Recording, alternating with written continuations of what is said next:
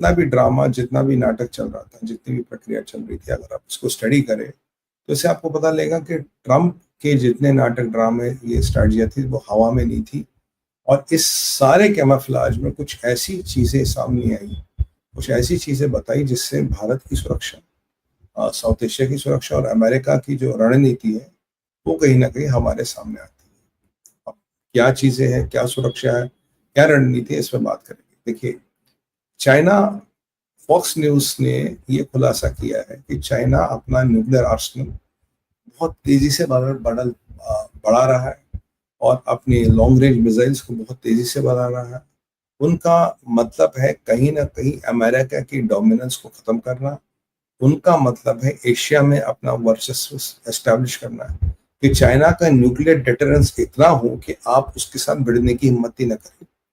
मतलब यूज करे ना करे वो अलग बात है, बट डिटरेंस इतना बड़ा है कि आप उनके साथ भिड़ने की हिम्मत ही ना करें। ये कहीं ना कहीं चाइना की पॉलिसी है और इसी पे चाइना अपना काम कर रहा है। तो ये उसकी स्ट्रैटेजी है, न्यूक्लियर डिटरेंस को एक लेवल तक पहुंचाना where you don't even dare to touch with China. That is what they are planning to do. ये चाइना की स्ट्रैटेजी है। और इसमें अगर मैं बात करूं डोंगफाई 58, डोंगफाई 58 के बारे में बात कर रहे हैं। ये MIRV है, इसकी रेंज बहुत है। कई सारे अपने nuclear capable MIRV systems, MIRV missiles की चाइना बात कर रहा है। और चाइना ये चाहता है कि एक मैसेज क्लियर जाए कि मेरा आर्सेनल बढ़ता जा रहा है, मेरी चीजें बढ़ती जा रही है और मैं आर्सेनल और चीजें इतनी बढ़ाऊंगा आप मेरे को टच नहीं कर पाओगे। आइडिया है कि यूएस का जो आर्सेनल है उसको चाइना क्रॉस करे। अभी तो नहीं कर पाएगा, वैसे भी अमेरिका के नेशनल सिक्योरिटी रिस्क में नंबर 1 जो है रिस्क जो है चाइना को बताया जाता है। बट हाँ, अगर आपके पास न्यूक्लियर आर्सेनल होता, कुछ आपका रीजन वाइज डिप्लॉयमेंट होती है, भाई इस रीजन के लिए इतना, इस रीजन के लिए इतना, इस रीजन के लिए इतना। इनकी जो स्ट्रैटेजी है वो ये है कि एशिया के लिए जो भी अमेरिका का आर्सेनल है उसको हम क्रॉस करें।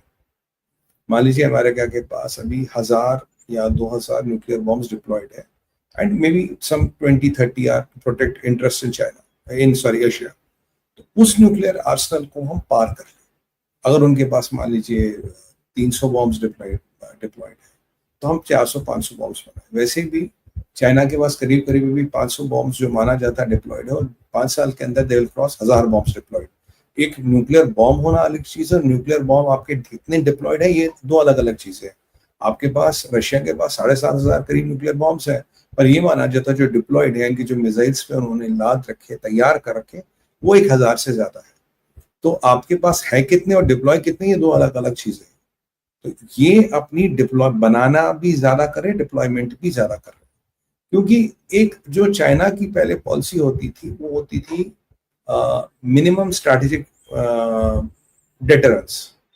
अब इन्होंने पॉलिसी बदल गई है, ये अब जा रहे हैं फुल स्पेक्ट्रम मतलब full spectrum warfare. Full spectrum warfare means where you are crossing the minimum strategic deterrence. You don't any longer believe in minimum strategic deterrence, you are going for full spectrum warfare. Full spectrum warfare में आप deterrence पे नहीं, बल आपकी एक इतनी strategy बनाते हो कि सामने वाला आपकी स्ट्रैटेजी देख के भाग जाए, आपको लड़ने की जरूरत ही ना पड़े, यार इनसे बढ़ के कुछ होगा। ये साउथ एशिया में जापान हो, साउथ कोरिया हो, भारत हो, फिलीपींस हो, ये जितने भी कंट्री है, ये उनके परिप्रेक्ष्य से ये बात ठीक नहीं है। इसमें ऑस्ट्रेलिया भी आता है, इसमें कहीं ना कहीं अल्टीमेटली कहीं ना कहीं इसमें यूरोप भी एक दिन चीनियों के निशाने पे आएगा। ये चीज वो इसलिए बना रहे हैं कि उन्हें पता है कि ताइवान को लेके उनके पास ज्यादा समय नहीं है। जो भी उन्हें ताइवान में करना है बहुत जल्दी करना है और ताइवान में अपनी चीजों को एक्सेलरेट करने के लिए इन चीजों का चयन हो रहा है और ये बहुत जल्दी से बढ़ाया जा रहा है। फॉक्स न्यूज कह रहा है कि बहुत जल्दी से आर्सेनल बढ़ा रहे हैं और बहुत अलार्मिंग रेट पे आर्सेनल बढ़ा रहे हैं। और भारत के लिए भी ये के परिप्रेक्ष्य में भी एक खतरा है। पर भारत ने, अगर आप देखिए ट्रम्प का जितना भी हवाबाजी चल रही है टैरिफ वैरिफ को लेकर, रशियन ऑयल मत खरीदो, ये मत खरीदो, वो मत खरीदो, पर भारत ऑलरेडी रशिया के नजदीक जा रहा है। ऐसा सूत्र कहते हैं कि भाई भारत भी अपना आर्सेनल बढ़ा रहा है। पीछे कुछ आर्टिकल भी आए थे इस संबंध में कि भारत भी अपना आर्सेनल बढ़ा रहा है, ये आपने देखे होंगे।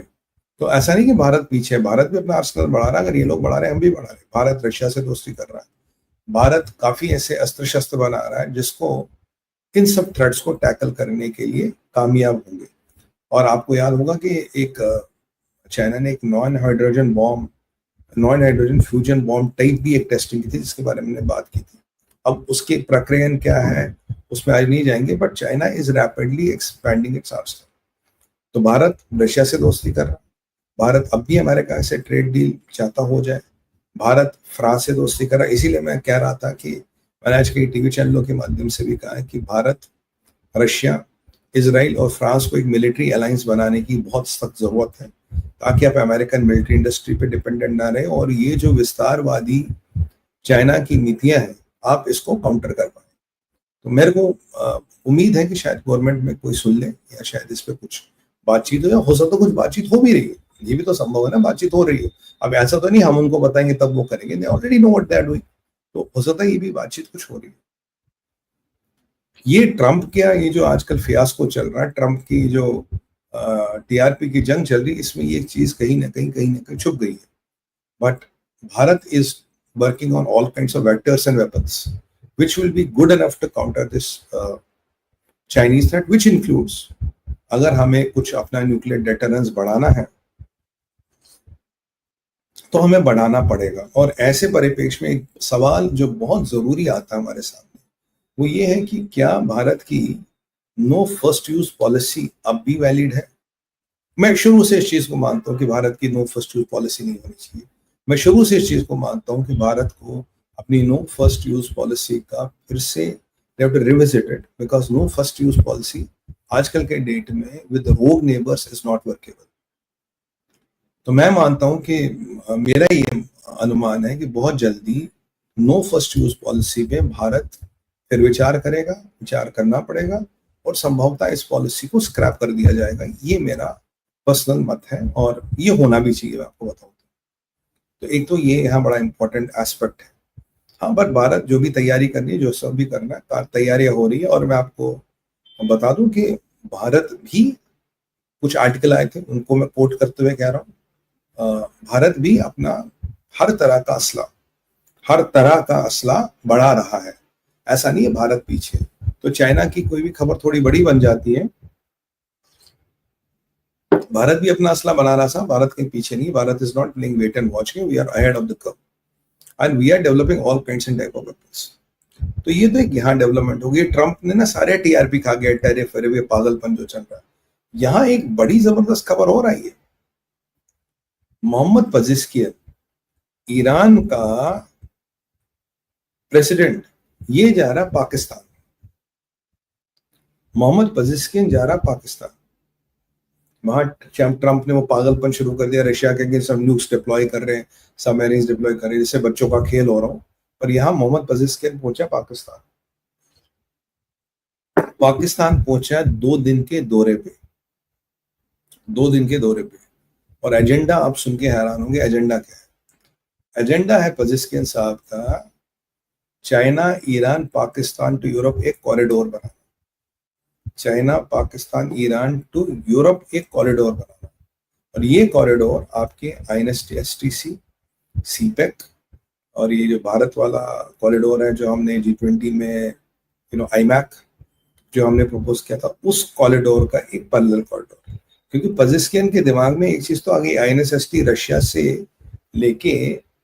से लेके काइंड ऑफ भारत तो आ ही रहा, तो क्यों ना एक चाइना पाकिस्तान, क्योंकि चाइना से पाकिस्तान जुड़ा, चाइना पाकिस्तान ईरान से होते हुए एक और कॉरिडोर हम यूरोप तक ले जाए, क्योंकि ईरान का अपर वाला हिस्सा के माध्यम से ये पॉसिबल हो सकता है। ये कॉरिडोर जो हमारे कॉरिडोर है उनको काउंटर करने के लिए, आप जानते हैं कि चाइना की